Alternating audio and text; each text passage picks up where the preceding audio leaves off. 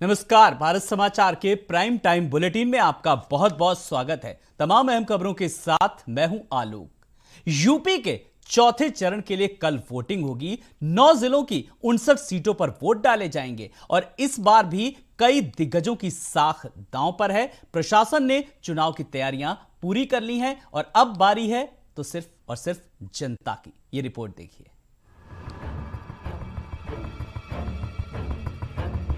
उत्तर प्रदेश में 23 फरवरी को चौथे चरण का वोट डाला जाएगा और इसके लिए पोलिंग पार्टियां रवाना हो रही हैं। बात यूपी चुनाव की करें तो सत्ता पाने के लिए सभी सियासी पार्टियों ने ताकत झोंक दी। इस बीच चौथे चरण के मतदान के लिए तैयारियां भी पूरी कर ली गई। 9 जिलों की 59 सीटों पर मतदान 23 फरवरी को होगा और मतदान कराने के लिए पोलिंग पार्टियां अब पोलिंग बूथों पर पहुंच रही हैं। लखनऊ के 9 विधानसभा सीटों पर मतदान करवाने के लिए पोलिंग पार्टियां स्मृति उपवन से रवाना होने लगी हैं। लखनऊ की सभी विधानसभा सीटों के बूथों पर 4 मतदान कर्मी तथा 2 पुलिस कर्मी तैनात रहेंगे।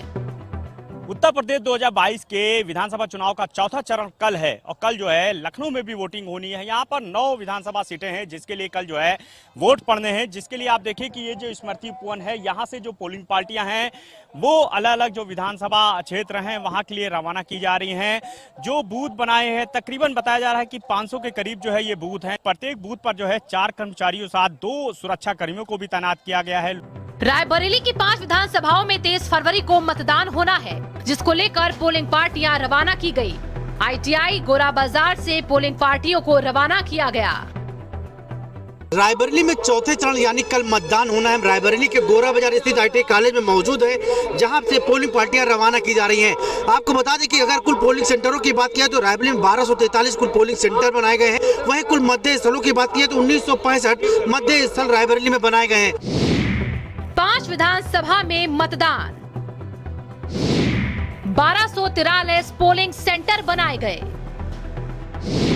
1965 पोलिंग बूथ बनाए गए,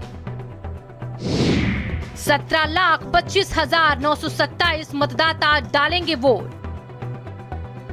सीतापुर में 9 विधानसभाओं में कल मतदान होगा और RMP डिग्री कॉलेज में पोलिंग पार्टियों को 9 विधानसभा क्षेत्रों के लिए रवाना किया गया। सुरक्षा को लेकर जनपद में भारी फोर्स की भी तैनाती की गई है। कल 23 तारीख को मतदान होना है, इसको लेकर के आज मतदान कर्मी यहाँ से रवाना किए जा रहे हैं। आइए आपको दिखाते हैं। सामने एक कंट्रोल रूम बनाया गया है, यहीं से सीधे मतदान कर्मी जो मतदान कराएंगे उनको रवाना किया जा रहा है। जिले भर में 9 विधानसभा हैं, जिसको लेकर के अगर सुरक्षा व्यवस्था की बात की जाए तो सुरक्षा व्यवस्था के भारी इंतजाम किए गए। बांदा में भी चौथे चरण के लिए मतदान होगा और जनपद की 4 विधानसभा सीटों के लिए मंडी समिति से पोलिंग पार्टियां रवाना की गई। 4 विधानसभा सीटों पर चुनाव, 833 मतदान केंद्र बनाए गए, 1507 मतदेय स्थल बनाए गए, 6640 मतदान कर्मी लगाए गए, 13,07,810 मतदाता डालेंगे वोट। चौथे चरण का चुनाव शांतिपूर्ण करवाने के लिए जहां प्रशासन ने कमर कस ली है, तो वहीं मतदाता भी अपने मतों का प्रयोग करने के लिए तैयार नजर आ रहा है। चौथे चरण के रण में कौन बाजी मारेगा, ये 10 मार्च को पता चलेगा। स्पेशल रिपोर्ट, भारत समाचार।